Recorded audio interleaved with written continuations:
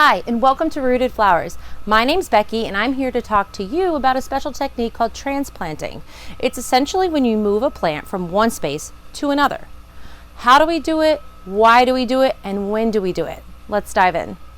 There are three main reasons why we transplant on the farm: labor efficiency, resource efficiency, and plant health. Plants are being moved from a plug stage like this or to what we call a channel tray where it's lined like this. Either way, plants are being transplanted into a space to allow for more growth, access to nutrients, and if you don't have any channel trays, you can mock the same situation in some type of open tray by creating your own channels for seedlings to sprout. Channel sprouting can be super time efficient, especially in the beginning, because all you're doing is sprinkling seeds in a line. The size of the container that you're transplanting into will ultimately depend on your end goal. Download our guide in the description box to help you decide which size to choose. Let's transplant. The first step is to water the plants that will be transplanted thoroughly. The root ball should be wet from top to bottom. While seedlings are dripping out excess water, we'll prepare our containers with soil, making sure to loosely fill our containers so that we're not compacting the potting soil. Compacted soil is a problem for plant development and will result in a slower growing plant. Level off your soil as if you would a cup of flour in baking and set it to the side and continue to fill more containers. Depending on what you're bumping up, either the lined sprouts or plugs, which are the little plants to the left, our planting technique will be the same. The little plants coming out of the channels require an extra step in pulling them apart so that you're potting up individual plants.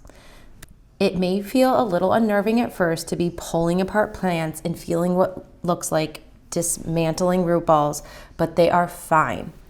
You'll gently tug on the stalk where it meets the root ball and the roots will separate. I like to group my smaller sprouts and my larger sprouts together so that when I'm transplanting into a new container, like sizes are together.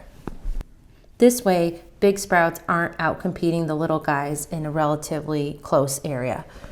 I'll then move my channel plants. This example happens to be celosia, and we're transplanting into a 32 count tray or 4 packs. When the seedlings are large enough, I just use a finger to make an imprint into the soil. When they are smaller seedlings, I'll use a tool like a nail or maybe even like a small stick out of my potting mix to push the root ball down. I first like to line up all the little sprouts on a tray into a cell, and then I'll go through and actually plant them. So again, from the top, I insert my finger down to about my first knuckle, then I push the root ball into the soil and then pinch the soil around the stalk to firm up its placement. The process goes really quick and you can get a lot done in a short amount of time. What's really important is that when you insert the root ball into the soil, you're not putting pressure on the stem or stalk. If you break it, you lose your plant. So make sure that when you're pushing the root ball down, you're truly pressing on the roots. Transplanting a plug is even easier because the root ball is more solidified together, so you're moving this from a smaller space to a larger place. In this example, we're moving a plug from a 128 cell tray to a 32, giving it 4 times the amount root growth potential. Water the seedlings thoroughly after transplanting to help settle the soil around the roots and reduce stress on the plant. One of the most asked questions we get is, how do I know what to bump into? Like, where do I start? Where do I go? So we keep referencing the channel trays, and those are fabulous. If you don't have them, that's fine. You can see how we made it work in an open flat and made our channels. Or I've done brownie pans. I've done whatever I've had, especially when you're just on a smaller scale and you don't need all the knickknacks and the gadgets like us growers do. So what you see here are 32 count trays. They're made up of 4 packs. If you are a home gardener and you don't need the quantity, this is the gold standard. So these plants are actually destined to cut flower gardeners who purchased our perennial collections. So we started these from seeds, we transplanted them, and now they're in these flats, and the next place is ultimately to a home gardener. The reason the 4 packs are the gold standards for home gardening is that it has the biggest root ball, so it's the most forgiving. It will be able to weather Mother Nature and any other elements the best. Versus us growers, we might be looking at, this is called a 128 count tray. So there's 128 little cells. The root ball on this is about 75% smaller than on the home gardener one. So somebody using this probably has a professional irrigation setup. They're probably planting by the hundreds of thousands, and they don't have the space to house something like this. Not only that, you're looking at business stuff like margins. There's a lot more soil in here. We don't need that to grow a successful plant.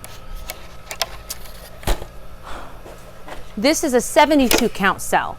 So this also suitable for a grower, but maybe a very serious gardener with limited space might be suitable. There's also 50 count trays, and then 48 count, meaning that there's 6 packs instead of 4 packs in a tray.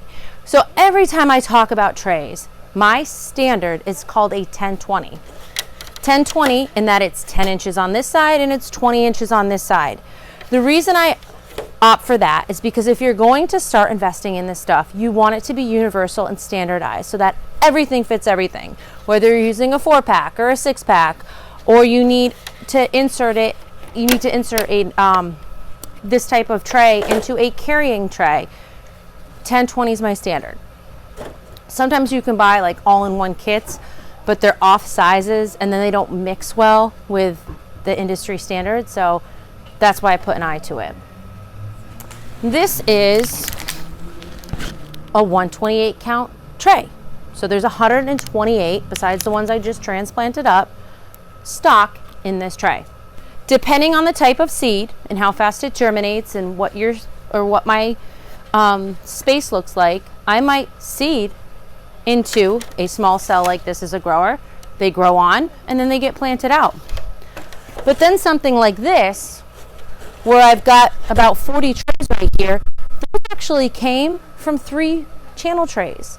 So I transplanted up from those channel trays and took up what is now about 40 square feet of bench space. Understanding this skill and this technique will ultimately help you better prepare for your indoor seeding. So things that you thought you might not have room for, now maybe you have, and when the weather warms up a bit, you just bring your trays outside and they can spend the time outdoors, bring them in at night. Thanks for stopping by the farm today, and don't forget to subscribe for more weekly updates, and we'll see you in the next video.